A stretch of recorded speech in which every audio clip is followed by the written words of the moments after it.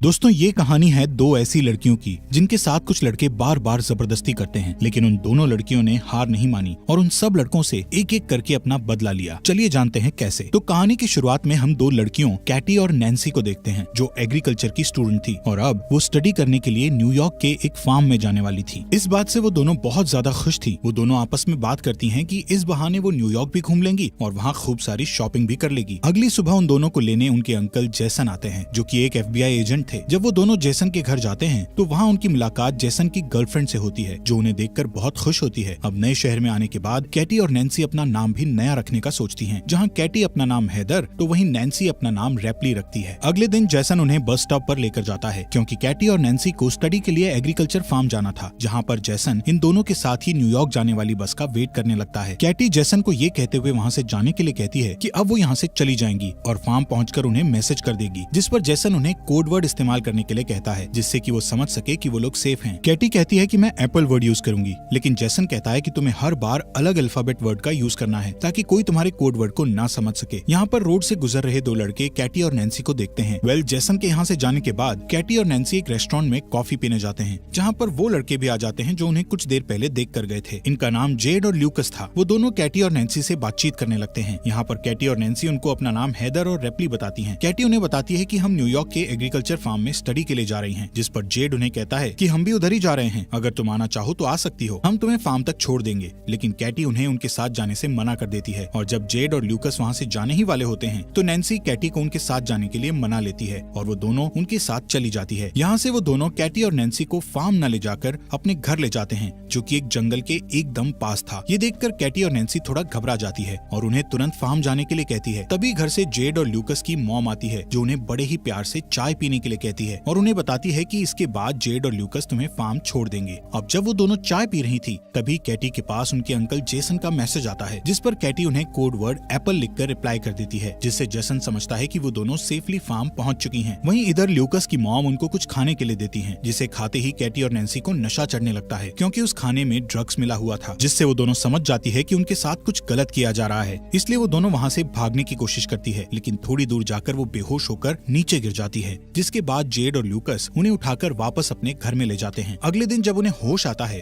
तो वो दोनों खुद को जंगल में पाती हैं। उनके हाथ लोहे की जंजीरों से बंधे हुए थे। ये सब देखकर वो दोनों बहुत ज्यादा डर जाती हैं और हेल्प के लिए चिल्लाने लगती हैं। तभी वहाँ जेड आता है और उन्हें बताता है कि तुम जंगल की ऐसी जगह पर हो जहाँ दूर दूर तक कोई भी इंसान नहीं है, इसलिए तुम्हारे चिल्लाने का कोई फायदा नहीं है। कुछ देर बाद वहाँ बोरिस नाम का एक आदमी आता है जो कैटी को उसका फोन दिखाता हुआ उससे कहता है कि तुम्हारे फोन पर किसी जेसन नाम के आदमी ने मैसेज किया है, जिसे तुमने पिछली बार मैसेज में उसको एप्पल लिखकर भेजा था। वो उन दोनों से इसका मतलब पूछने लगता है, जहाँ कैटी उन्हें बताती है कि एप्पल एक कोड वर्ड है जिसका मतलब है कि वो लोग ठीक हैं। इसके बाद बोरिस जेसन को रिप्लाई करता हुआ लिखता है कि सब कुछ ठीक है, हम फन कर रहे हैं, और कोड वर्ड के लिए वो एप्पल भी लिखता है। इसके बाद वो लोग कैटी और नैन्सी को उनके सामने ही नहाने के लिए फोर्स करते हैं कि तभी वहाँ एक शेरिफ नाम का पुलिस ऑफिसर आता है, जिसे देखकर कैटी और नैन्सी उनसे मदद मांगने लगती है, लेकिन तभी उन्हें पता लगता है कि वो पुलिस ऑफिसर भी जेड और ल्यूकस के साथ मिला हुआ है। ये देखकर वो दोनों ज्यादा डर जाती हैं। यहाँ कैटी और नैन्सी उनको समझाने की कोशिश करती है कि प्लीज हमें यहाँ से जाने दो, हम किसी को कुछ नहीं बताएंगे, लेकिन वो लोग उनकी एक नहीं सुनते। वो पुलिस वाला वाइग्रा की गोली खाता है और अपने लिए कैटी को चूज करता है। इसके बाद हम उस पुलिस ऑफिसर को कैटी के कंटेनर से बाहर आते देखते हैं, जिससे हमें पता लगता है कि उसने कैटी के साथ जबरदस्ती किया है। वहीं दूसरी ओर हम जेसन को देखते हैं, जिसको कैटी और नैन्सी की बहुत चिंता हो रही है क्योंकि कैटी ने मैसेज में एप्पल वर्ड को दोबारा इस्तेमाल किया था। वहीं उधर वो लोग कैटी के कंटेनर में एक सन की नशेड़ी आदमी को भेजते हैं जो उसके पेट पर जलती हुई सिगरेट लगा देता है, जिससे कैटी जोर जोर से चीखने लगती है। इसके बाद वो कैटी के साथ जबरदस्ती करता है। यहाँ पर ये सभी लोग हैवानियत की सारी हदें पार कर चुके थे। ये लोग कैटी और नैन्सी से जबरदस्ती धंधा करवा रहे थे। वहीं जेसन कैटी और नैन्सी के बारे में पता लगाने के लिए न्यूयॉर्क एग्रीकल्चर फार्म पर कॉल करते हैं तो उन्हें वहाँ से पता चलता है कि वो दोनों तो एक बार भी यहाँ नहीं आई हैं। यहाँ पर जेसन समझता है कि वो दोनों किसी बड़ी मुसीबत में हैं, इसलिए वो तुरंत उनको ढूंढने के लिए निकल जाता है। वहीं कैटी और नैन्सी के साथ और भी ज्यादा बुरा हो रहा था क्योंकि अब जो अगला कस्टमर था उसके आने से पहले जेड और ल्यूकस उन दोनों के मुंह पर मास्क पहना देते हैं और वो कस्टमर भी एक पिग वाला मास्क पहन लेता है। इसके बाद जेड और ल्यूकस उस कस्टमर को कैटी और नैन्सी के चेहरे से मास्क उतारकर उस कस्टमर को उनके चेहरे दिखाता है। कैटी और नैन्सी उस पिग मास्क वाले आदमी को देखकर और भी ज्यादा डर गई थी। यहाँ पर वो बंदा नैन्सी को चूज करता है और उसे कंटेनर में ले जाकर उसके साथ जबरदस्ती करता है। उसके जाने के बाद जब कैटी नैन्सी के पास जाती है तो वो देखती है कि नैन्सी की हालत बहुत ज्यादा खराब हो गई है। वहीं दूसरी साइड जेसन पुलिस स्टेशन पहुंचता है और वहाँ पर उसे वही पुलिस ऑफिसर मिलता है जिसने कैटी के साथ जबरदस्ती की थी। जैसन उसे कैटी और नैन्सी के किडनैप के बारे में बताता हुआ कहता है कि वो भी एक FBI एजेंट है, जिस पर वो पुलिस ऑफिसर जेसन से पूछता है कि आपको कैसे पता कि वो दोनों किडनैप हुई हैं, जिस पर जेसन उससे कहता है कि उसने अपनी भतीजी कैटी को एक कोड वर्ड एक बार ही इस्तेमाल करने के लिए कहा था, लेकिन कैटी ने एक ही कोड वर्ड को दोबारा इस्तेमाल किया है। वहीं जंगल में बोरिस को ये सारी खबर उस पुलिस ऑफिसर ने दे दी थी कि कैटी के अंकल एक FBI एजेंट हैं और कैटी ने हम लोगों को उस कोड वर्ड के बारे में गलत इन्फॉर्मेशन दी थी। बोरिस जेड को कैटी के कंटेनर से थोड़ा दूर ले जाकर उससे बात करता है कि इन दोनों लड़कियों को जल्द से जल्द ठिकाने लगाना होगा, वरना हम मुसीबत में पड़ सकते हैं। वो जेड को कहता है कि हमें शहर से आने वाली नई लड़कियों को भी पकड़ना है। कैटी अपने कंटेनर के पास खड़ी होकर चुपके से उनकी ये सब बातें सुन रही थी। इसके बाद बोरिस कैटी के कंटेनर में जाकर उसके साथ जबरदस्ती करता है। दूसरी ओर जेसन भी रेस्टोरेंट में पहुंचता है जहां पर कैटी और नैन्सी को वो दोनों लड़के मिले थे। जेसन वहीं काम कर रहे एक आदमी से कैटी और नैन्सी के बारे में पूछता है, जहां वो आदमी उसे बोरिस की गाड़ी के बारे में बताता है।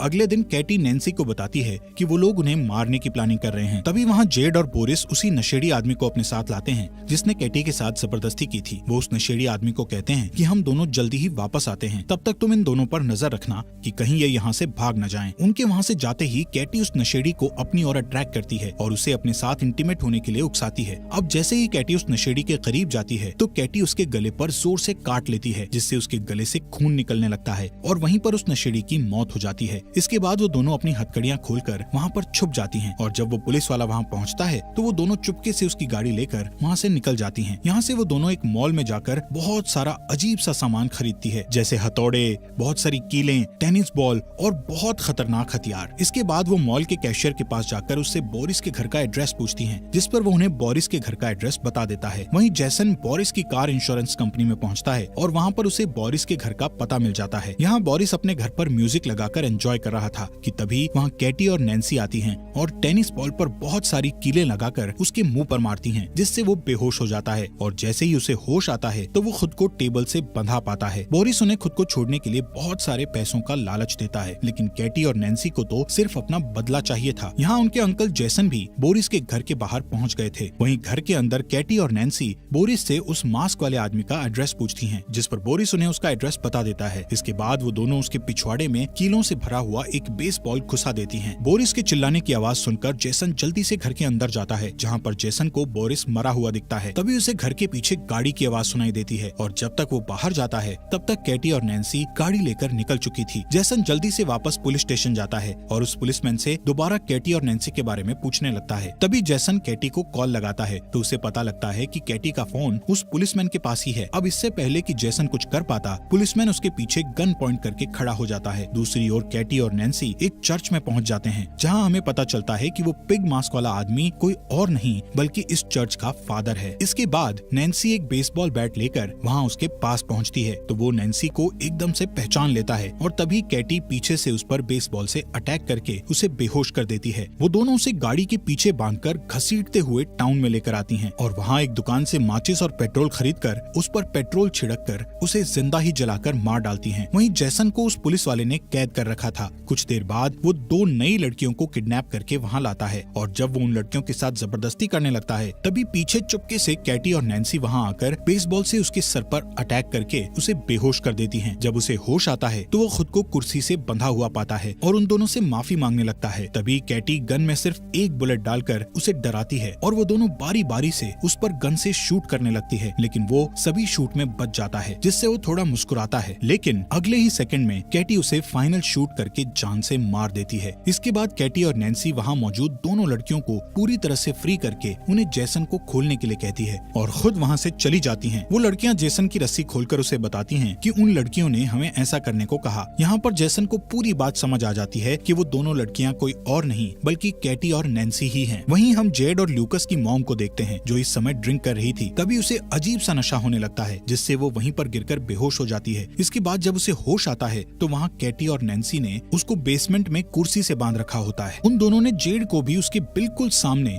वहीं पर बांध रखा था। यहाँ पर कैटी और नैन्सी जेड को उसकी मॉम की आंखों के सामने ही बेसबॉल मारकर नीचे गिरा देती हैं और फिर दोनों बेसबॉल बैट से मारते हुए उसे जान से मार देती हैं, जिससे उसकी मॉम जोर जोर से रोने लगती है। फिर वो उसकी मॉम को ल्यूकस के पास लेकर जाती है, जहाँ वो ल्यूकस के हाथ में बेसबॉल बैट देकर उसकी ही मॉम को उसे मारने के लिए कहती है और उसे धमकाती है कि अगर तुमने ऐसा नहीं किया तो हम तुम्हें गोली मार देंगे। लेकिन ल्यूकस ऐसा नहीं कर पाता, जिससे नैन्सी उसे गन से शूट करके मार डालती है। इसके बाद वो उसी गन को साफ करके ल्यूकस के हाथ में पकड़ा देती है, जिससे कि पुलिस को लगे कि वो लोग आपस में ही लड़कर मर गए हैं। इसके बाद उनकी मॉम कैटी और नैन्सी को कहती है कि अगर तुम मुझे नहीं मारोगे तो मैं तुम्हें बहुत सारे पैसे दे सकती हूँ। उसकी बात सुनकर कैटी और नैन्सी बहुत हंसती है और फिर कैटी एक कटिंग मशीन से उसका धड़ उसकी बॉडी से अलग कर देती है। कुछ दिनों बाद जैसन कैटी और नैन्सी के घर जाता है, जहाँ पर हम देखते हैं कि कैटी और नैन्सी दोबारा से न्यूयॉर्क एग्रीकल्चर फार्म में अपने अंकल जैसन के साथ जा रही थी और फाइनली वो न्यूयॉर्क एग्रीकल्चर फार्म में पहुंच जाती है। दोस्तों, हमारे फॉक्स एक्सप्लेनर हिंदी चैनल को सब्सक्राइब करना मत भूलना।